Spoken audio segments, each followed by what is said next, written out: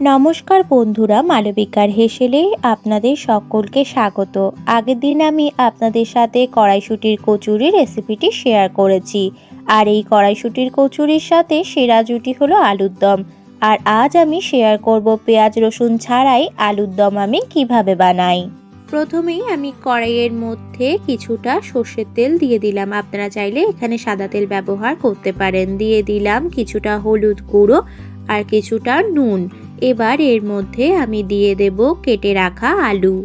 আলুর দমের আলুগুলোকে একটু বড় বড় টুকরো করে কেটে নিতে হবে। বড় আলু ছিল, ওর জন্য আমি এখানে 4 টুকরো করে আলুগুলোকে কেটে নিয়েছি।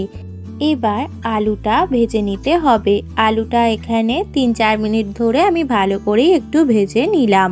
আলুর দমের জন্য আলুগুলো ভাজা হয়ে গেছে, এবার তুলে নেব। আলুটা ভাজা হয়ে গেলে বাকি তেলের মধ্যে একটা তেজপাতা, 2টো গোটা শুকনো লঙ্কা, 3টে এলাচ আর একটা দারচিনি দিয়ে ফোড়নটাকে একটু ভেজে নিতে হবে। এবার এর মধ্যে 2টো মিডিয়াম সাইজের টমেটোকে কুচি করে দিয়ে দিলাম। এবার টমেটোটাকে একটু ভেজে নিতে হবে। টমেটোটাকে একটু ভেজে নেওয়ার পর এবার এর মধ্যে দিয়ে দিলাম 1.5 চা চামচ আদা বাটা। এবার আদা বাটা আর টমেটোটাকে কিছুক্ষণ ভেজে নিতে হবে। তেলের মধ্যে আগে থেকেই যেহেতু নুন দেওয়া ছিল, টমেটোটা গলতে সাহায্য করবে। টমেটোটা একটু গলে গেলেই এবার এর মধ্যে দিয়ে দিলাম 1 চা চামচ ধনে গুঁড়ো, 1 চা চামচ জিরে গুঁড়ো আর আপনাদের পরিমাণ মতো দেবেন শুকনো লঙ্কার গুঁড়ো। মশলাগুলোকে ভালো করে মিশিয়ে নেওয়ার জন্য আমি এখানে অল্প জল অ্যাড করলাম। এবার মশলাটাকে কিছুক্ষণ একটু কষিয়ে নিতে হবে। এবার এর মধ্যে আমি 3 টেবিল চামচ টক দই ব্যবহার করলাম। টক দইটাকে এবার ভালো করে একটু মিশিয়ে নিতে হবে।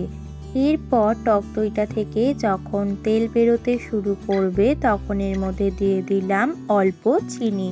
চিনিটা আপনারা আপনাদের প্রয়োজন অনুযায়ী বাড়িয়ে কমিয়ে নেবেন। এরপর কিছুক্ষণ মশলাটাকে কষিয়ে নিয়ে এবার এর মধ্যে ভেজে রাখা আলুগুলো দিয়ে দিতে হবে।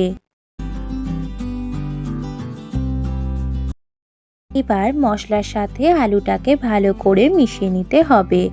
1 টেবিল চামচ চারমগজ বাটা আমি করে রেখেছি, সেটাই এর মধ্যে এবার মিশিয়ে দিলাম। চারমগজ বাটাটাকে আলুর সাথে ভালো করে মিশিয়ে নিতে হবে। দিয়ে দিলাম পরিমাণ মতো নুন। যেহেতু আলু ভাজার সময় তেলের মধ্যে নুন দেওয়া হয়েছিল, তার জন্য এক্ষেত্রে নুনটা একটু বুঝে দিতে হবে। এবার এখানে আলুটা সেদ্ধ করে নেওয়ার জন্য আমি উষ্ণ জল ব্যবহার করলাম। গ্যাসটাকে মিডিয়াম ফ্লেমে রেখে ঢাকা দিয়ে রান্নাটাকে কিছুক্ষণ হতে দিতে হবে, যাতে আলুটা ভালো মতো সেদ্ধ হয়ে যায়।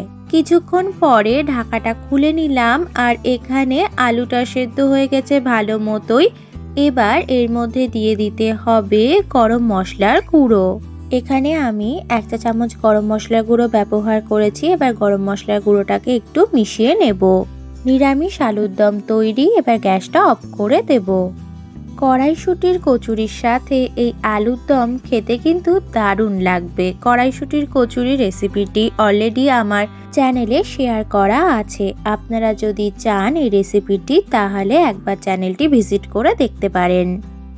আমার এই রেসিপিটি যদি আপনাদের ভালো লেগে থাকে তাহলে লাইক করবেন, কমেন্ট করে জানাবেন আপনাদের মতামত, শেয়ার করবেন, সাবস্ক্রাইব করবেন আমার চ্যানেলটিকে। ফিরে আসবো পরের দিন নতুন কোনো রেসিপি নিয়ে।